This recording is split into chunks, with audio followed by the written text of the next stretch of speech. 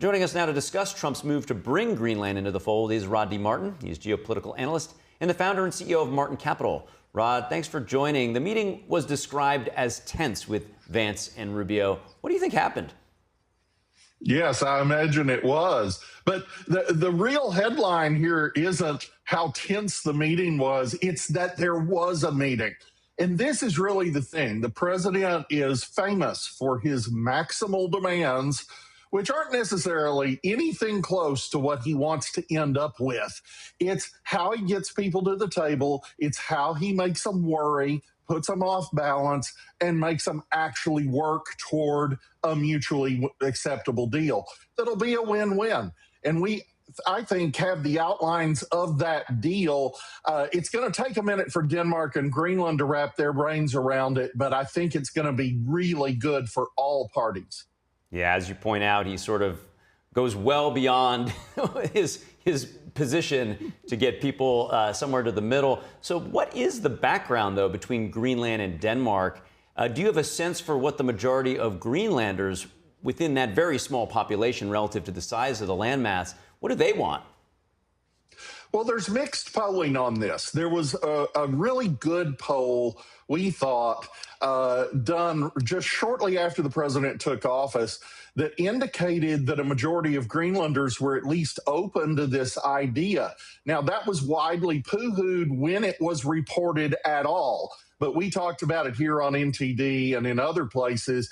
That pollster had perfectly predicted the outcome of the U.S. election in November of 24. So there's every reason to believe they know what they're doing. Around the same time, there was a poll in a Danish publication that said maybe 3 people in Greenland like the United States at all. So, what do you expect? But it's hard to get really good polling in an area that has 57,000 people and where the Danish control the outcome of a lot of these things. So it's a little hard to know. But I think we know how we get them there. And you have heard it already coming out of the White House. There's talk of what I was talking about a year ago, which is just paying every Greenlander $100,000. There are only 57,000 of them.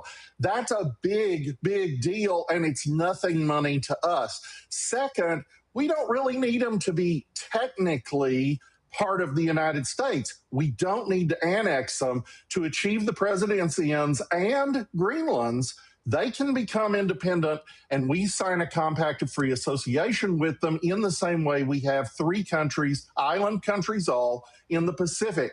That gets them all the benefits of independence with none of the costs. Can you go a little bit more into the historical context of Greenland and Denmark and how Denmark has any claim to it at all?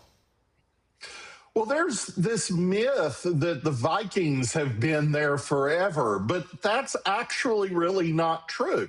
The Viking settlement there was abandoned or died out, not really clear which, more than 400 years ago. And then the Inuits moved into the area while the Vikings were there. They stayed after the Vikings left.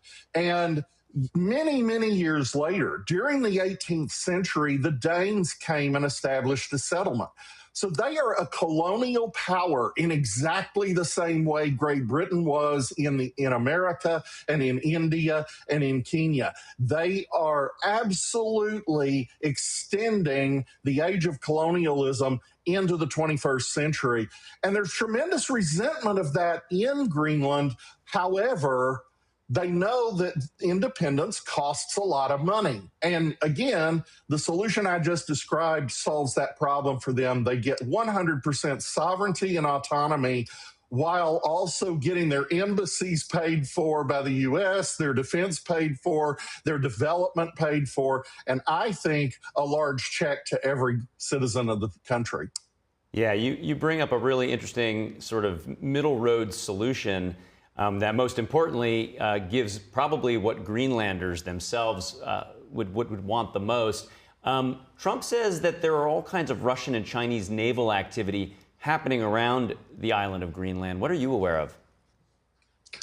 Well, the Danes are pretending that's not real, but they know better. You know, the truth is the Arctic is really heating up, if you'll forgive the term.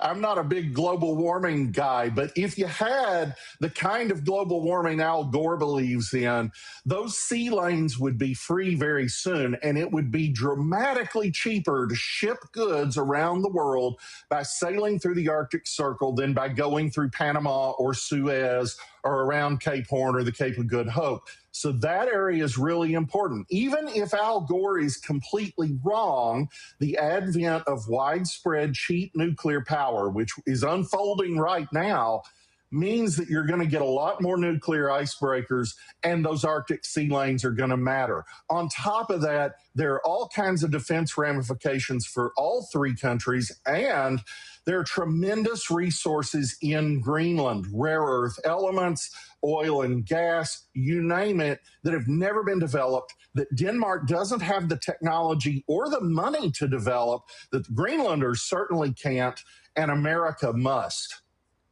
So much at stake. Such a great breakdown. Appreciate you joining us today. Rod D. Martin, great to see you. Great to be here.